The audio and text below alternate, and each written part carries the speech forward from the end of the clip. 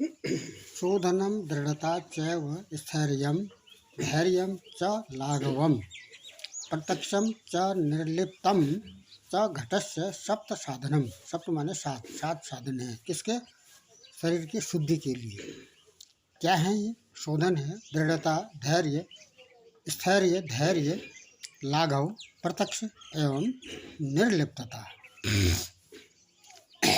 जैसा कि यदि हम मूलाधार में जा रहे हैं, मूलाधार सबसे पहले जैसा कि विज्ञान में एक आधार आता है, क्या, क्यों, कैसे।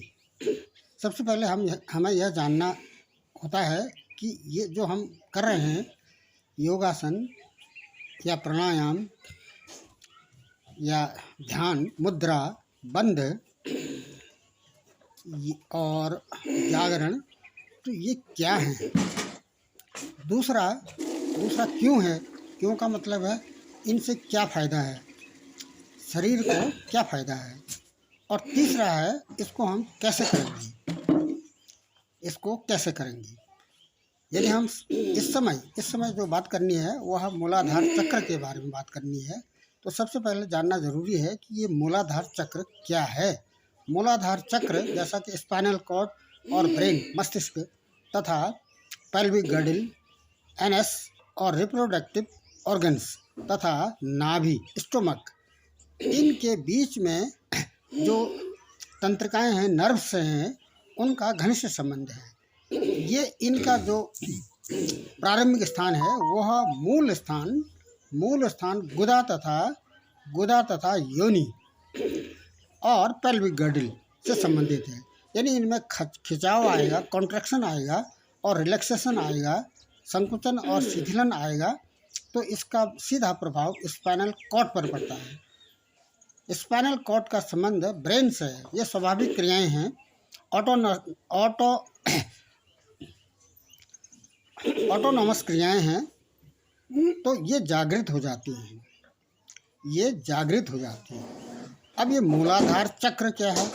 एक प्रकार का स्थान है जहाँ पर मांसपेशियों को एक्टिव यदि कर दिया जाए तो ये मांसपेशियाँ, तत्संबंधी अंग विशेष की जो मांसपेशियाँ हैं वो यदि एक्टिव हो जाएंगी तो इसका जो सीधा प्रभाव है वह स्पाइनल कॉर्ड पर पड़ता है। इसलिए यदि हम मूलाधार चक्र जागरण की स्थिति में जा रहे हैं तो हमें स्पाइनल कॉर्ड सीधी रखनी है और पेट दबाना नहीं है।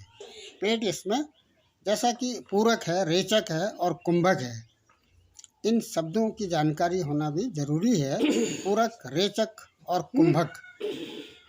पूरक और रेचक में तो समान समय लिया जाएगा, 2 सेकंड, 5 सेकंड या 10 सेकंड, 20 सेकंड, अधिक से अधिक आधा मिनट, तो वो रेचक भी इसी क्रम में रहेगा, इस समय वही रहेगा। लेकिन जो कुंभक है उसमें समय अधिक रख देते हैं। कुंभक माने रोकना।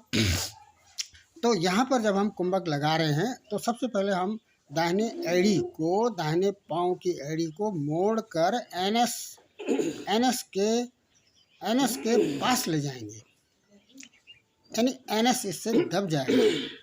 और दूसरे पाँव को जेनेटिव ऑर्गन्स जैसे यूरिनरी जो स्थान है तो वहाँ पर इसको जेनेटिव ऑर्गन्स के ऊपर रख देते हैं और दोनों पिंडलियाँ और थाई ये कारपेट में स्पर्श होनी चाहिए। तो इस स्थिति में हम गुदा का कॉन्ट्रैक्शन करते हैं और स्पाइनल कॉर्ड को सीधा रखते हुए जेनेटिव ऑर्गन्स में भी इसमें कॉन्ट्रैक्शन किया जाता है। जब हम रोकेंगे तो उसी को बंध कह देते हैं।